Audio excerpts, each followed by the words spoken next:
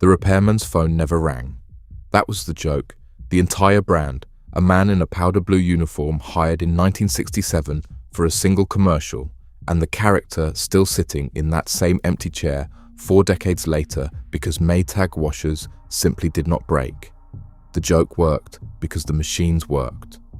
The machines worked because roughly 1,800 people in Newton, Iowa stamped dependability into every bearing, every gasket, every transmission that left Plant 2. Then, on May 10th of 2006, 6 weeks after Whirlpool closed a $2.7 billion takeover, a new memo went out. Newton was finished. 4,500 jobs across the Maytag system were finished. The plant that had built washers for 114 years had exactly 18 months to die. On the last day, workers signed their names on the final machine off the line, hung their work boots on the chain link fence, and walked into a parking lot full of reporters. A hand-lettered wooden marker leaned against the gate. It read, "Rest in peace."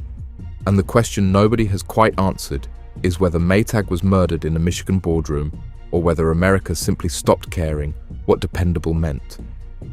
Newton, Iowa, in the middle of the last century, was not a town with a factory. It was a factory with a town built around it. If you drove in from Des Moines on Old Highway 6, the first thing you saw was the Maytag water tower. The second thing you saw was the Maytag corporate headquarters, a glass and stone campus whose mailing address had been formally renamed 1 Dependability Square. Plant 2, just off 19th Avenue and 8th Street, covered 175 acres and more than 2 million square feet. CBS News once described it as the size of 7 Walmarts stacked together. The payroll ran close to 4,000 at its peak in a town of barely 15,000. That meant roughly 1 in every 4 Newton residents worked for Maytag, and the ones who did not sold them sandwiches, cut their hair, sold them houses, or taught their children. The park where families picnicked on Sundays was named Maytag Park. The pool was Maytag Pool. The hotel downtown was Hotel Maytag. The bandshell in the park was the Maytag Bowl. The Young Men's Christian Association building, the Salvation Army building, hundreds of workers' houses on the east side, all of them built or funded by a single founding family. Longtime assembler Mike Duffus, 34 years on the line, told a reporter the day the plant closed that if you cut a Newton man open, he would bleed blue. Maytag blue. His co-worker Carl Repp, 3 decades in, said the wages were good, but the product was better. They called us the dependability people, he said. That was the motto we went by for many years. That blue ran through 3 generations of families. Graduation photos, wedding announcements, retirement parties, obituaries, all of them passed under the same water tower. But sometime in the 1990s, something began to change inside the company. Not on the shop floor, where the old hands were still grinding transmissions to 25-year tolerances, but in the Michigan boardroom, at the executive offices in Illinois, in the conference rooms where a new generation of managers had stopped asking, what makes a Maytag last, and started asking, what makes a Maytag cheaper? The town did not know it yet. The repairman did not know it yet. But the joke was about to stop being funny. Frederick Louis Maytag was born on July 14th of 1857 near Elgin, Illinois, the son of German immigrants. He came to Iowa by covered wagon at 10 years old. He shoveled coal, he worked a farm, he sold implements, and on March 13th of 1893, with 2 brothers-in-law and a partner named George Parsons, he pooled $2,400 and started a company in an abandoned 30 by 40-foot stoveworks. They called it the Parsons Band Cutter and Self-Feeder Company. Their first product was a safety attachment for threshing machines. It was not a washer. It would not be a washer until 1907, when the company built a hand-cranked wooden tub machine called the Pastime, introduced almost as an afterthought to smooth out the seasonal slumps in farm equipment sales. Within 15 years, that afterthought had taken over the company. By 1922, a Maytag engineer named Howard Snyder invented something called the gyrophone, an agitator set at the bottom of a cast aluminum tub that forced water through clothes rather than pushing clothes through water. It was the single most important washing machine innovation of the 20th century. Within 2 years, Maytag was building one of every 5 washers sold in America. In October of 1926, the factory shipped 5 trainloads of washers in a single day. But what made Maytag Maytag was not the agitator, or the aluminum tub, or the patents. It was a promise, carved into the culture by Frederick himself. When he walked the factory floor, he asked every worker the same question: is everybody happy? And he meant it. His operating principle, repeated to his managers until it became gospel, was that quality is more important than low prices. He would rather lose a sale than ship a machine that would embarrass the name. He died in 1937. His funeral procession through Newton was 5 blocks long and drew roughly 10,000 people, most of them workers or their families. That standard held for 3 generations.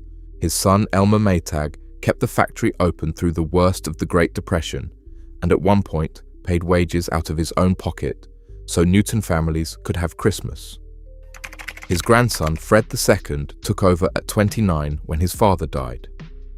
That same family, in 1941, founded Maytag Dairy Farms down the road and began hand-wrapping wheels of Maytag blue cheese, a product that still exists today, still aged in caves for 6 months, still sold at the same farm it started on.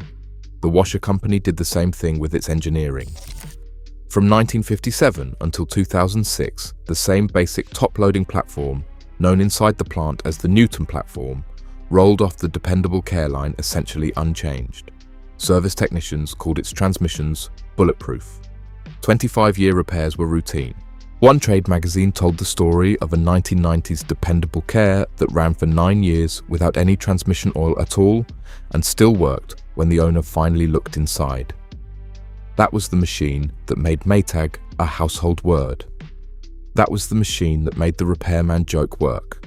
And the man hired to play that repairman in 1967 would not just become a character, he would become a way of seeing America. A promise that if you bought the blue badge, nobody from the company would ever have to knock on your door. His name was Jesse White, and he was already famous when Leo Burnett's Chicago office handed him the script. White was the Buffalo-born character actor who played the orderly in the 1950 Jimmy Stewart film Harvey. He had over 160 credits. But the role that made him a household face was a man in a powder blue uniform, sitting in an empty repair shop, moping at a phone that would not ring. The first commercial aired in 1967. White's opening line, written by copywriter Vincent Vassolo, was delivered to a room of imaginary trainees. "At ease, men," he said. "Now, you men have all volunteered to be Maytag repairmen. Maytag washers and dryers are built to last. That makes the Maytag repairman the loneliest guy in town." For the next 22 years, over 68 commercials, Jesse White was that lonely guy. When he retired in 1988, the role went to Gordon Jump, the beloved character actor who had played the bumbling station manager on the classic sitcom set at a Cincinnati radio station. Jump appeared in over 77 spots. He could not walk through an airport without strangers asking him how to fix a dishwasher. He retired 4 months before he died in 2003. The Maytag repairman became an American idiom. Teachers used the phrase. Sports writers used the phrase. Any worker whose skills were rarely needed was, by default, a Maytag repairman. The campaign was so effective that in 1997, the company bet its entire future on extending that promise to a new kind of machine. On March 21st of 1997, at a Lincoln Center event featuring Barbara Billingsley and Florence Henderson, Maytag launched the Neptune. It was the first premium American front-loading washer, priced at $1,099. It was supposed to be the next 25-year machine. It was, instead, the beginning of the end. Within 2 years, owners began reporting a sickening smell seeping out of the door gasket. The rubber boot that sealed the front loader drum turned out to be a perfect pocket for mildew. Owners nicknamed the machine the Stinkomatic. Then came the bearing failures, then the wax motor door latches, then the circuit boards.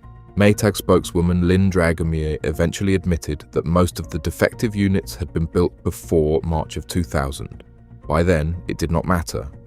The class action lawsuit consolidated in St. Clair County, Illinois, covered purchases from April of 1997 through August of 2004. Over 2 million consumers were eligible. The settlement, approved in November of 2004, cost Maytag $33.5 million. $8 million of that went to the plaintiff's lawyers alone. But the Neptune was not the first bad bet. In 1989, a previous chief executive, Daniel Crum, had tried to turn Maytag into a global player by acquiring Chicago Pacific Corporation, the wreckage of the Rock Island Railroad, mainly for its ownership of Hoover. The deal cost $961 million, plus roughly $500 million in assumed debt. And Hoover, the British subsidiary Maytag now owned, launched in 1992 what financial historians still call the single worst sales promotion in history. Buy any £100 Hoover product, they told British consumers, and receive 2 free round-trip flights worth £600. Over 500,000 people applied. Hoover had no way to deliver. The fiasco cost roughly £50 million, burned 3 senior executives, and became a case study in business schools forever. Maytag's long-term debt hit $800 million. Hoover Europe lost $163 million over roughly 6 years. Maytag sold it at a fire sale price in 1995. And then came the offshoring. In October of 2002, under Chief Executive Ralph Hake, Maytag announced the closure of its refrigerator plant in Galesburg, Illinois. 1,600 union jobs would move to a new factory in Reynosa, Mexico, where workers took home $1.50 an hour instead of $15. The plant closed on September 16th of 2004. A state senator from Illinois named Barack Obama, in his keynote speech at the 2004 Democratic Convention, name-checked the closure. More to do, he said, for the workers in Galesburg, Illinois, who are losing their union jobs at the Maytag plant that is moving to Mexico. Dave Bevard, the president of Machinists Local 2063, put it more bluntly. For every good job lost here, he said, up to 4 more are destroyed as the shockwave spreads through the community. Inside Maytag, the shop floor understood exactly what was happening. Between 2002 and 2004, new product investment was cut in half. Steel parts became plastic parts. The Performer brand appeared on discount retailer shelves. The secondary Legacy Series washers sold under the Maytag name were built at the old Amana plant in Searcy, Arkansas, and technicians in the trade began calling them Amanatags. By 2005, Consumer Reports was ranking Maytag near the bottom of its tests. The stock had fallen to a 14-year low. In May of that year, Ralph Hake cut the dividend in half. The company was for sale, whether the board wanted to admit it or not, and the buyers were already circling the water.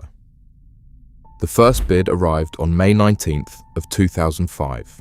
A New York private equity firm called Ripplewood Holdings, led by Timothy Collins, offered $14 a share.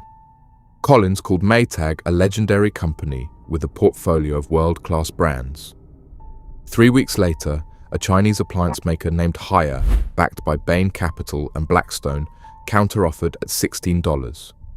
Then, on July 17th, Whirlpool, Maytag's largest American rival, put down $17, then $18, then $20. On August 10th, Whirlpool's final binding offer hit $21 a share, half in cash, half in stock. Aggregate deal value, including nearly $1 billion of assumed debt, came to roughly $2.7 billion. Ralph Hake told shareholders the merger provided fair value. Whirlpool chairman Jeff Fettig promised substantial benefits for consumers, and the Justice Department, reviewing the transaction under its antitrust division, bought the argument. On March the 29th of 2006, Assistant Attorney General Thomas Barnett closed the investigation without challenge. His stated reason was that foreign competitors, plus the buying power of Sears, Lowe's, Home Depot, and Best Buy, would keep prices honest.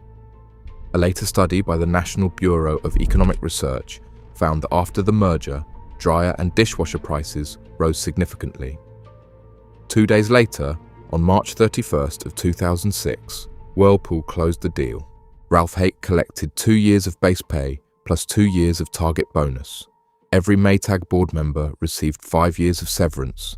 Shareholders collectively cashed out $848 million. 6 weeks after that, on May 10th of 2006, Whirlpool issued the memo that gutted Newton. The corporate headquarters would be shuttered. The research and development center would be shuttered. The international office in Schaumburg would be shuttered. The laundry plants in Newton, Iowa, in Herrin, Illinois, and in Searcy, Arkansas would all be shuttered. 4,500 jobs would be eliminated. The production would move to non-union plants in Clyde and Marion, Ohio, where Whirlpool could pay significantly less for the same washer wearing the same blue badge. Iowa Governor Tom Vilsack called the loss not easy to swallow. Mayor Chaz Allen, whose town had called itself a company town for a century and a quarter, said Newton was a resilient community that knew the paradigm was shifting. The final shift ran on Thursday, October 25th of 2007. Roughly 550 workers clocked in for the last time. They signed their names on the front panel of the last washing machine off the line. They hung their work boots on the chain link fence as they walked out. Someone placed plastic flowers and a small American flag by the gate. A cemetery-style marker, shaped like a headstone, read "Rest in Peace" at the top, and at the bottom, scrawled in marker, "I love you all." The union local president, Ted Johnson, read a statement to the cameras. "This," he said, "is a very subtle and silent war being waged. Corporations versus the American workers and the American middle class and their way of life." A worker named Tootie Sampson, 47 years old, stopped in front of the line of microphones. "When somebody dies and you do not see the body," she said, "how do you know they are gone?" Plant manager Mark Parriott, who had started in 1981, said that one day the plant had hundreds of people producing washers, and the next day, everybody was gone. Whirlpool spokesman Jeff Knoll told reporters that the business had been broken in such a way that the company could not invest in modernizing the facility. Exactly 100 years had passed since Frederick Maytag's first pastime washer. By 2008, Whirlpool began the second chapter of the killing. The retiree healthcare benefits that more than 3,000 Newton retirees had been promised for life were modified unilaterally. Whirlpool filed a declaratory action to confirm it could. 4 years later, in 2012, the Eighth Circuit Court of Appeals agreed. The vested benefits were not vested. The promise, it turned out, was a marketing slogan. What remains in Newton today depends on where you look. The racetrack that opened in 2006, Iowa Speedway, still runs 30,000 seats. The wind turbine blade factory that moved into one of the old Maytag buildings in 2008 rode out a shutdown and reopened. The corporate campus has been turned into apartments, and the first residents moved in during January of 2024. The Maytag water tower still stands. The Maytag dairy farm still ages blue cheese in caves, still hand wraps every wheel, still ships from the same farm where Frederick's grandson started it in 1941. But the washer that made the town is built somewhere else. The repairman who made the brand is played by a Canadian actor now, and the machines he advertises are rated near the bottom of the market by the same Consumer Reports that once ranked them at the top. The brand is louder than it has ever been. The factory is quieter than it has ever been. And that is the tragedy of American dependability. Not that it was lost, but that the word itself now means less than the advertising campaign that sold it. If you have an old Maytag in your basement, older than your car, keep it running. Pass it to your kids. And if you found this story worth telling, hit subscribe for more stories like this one.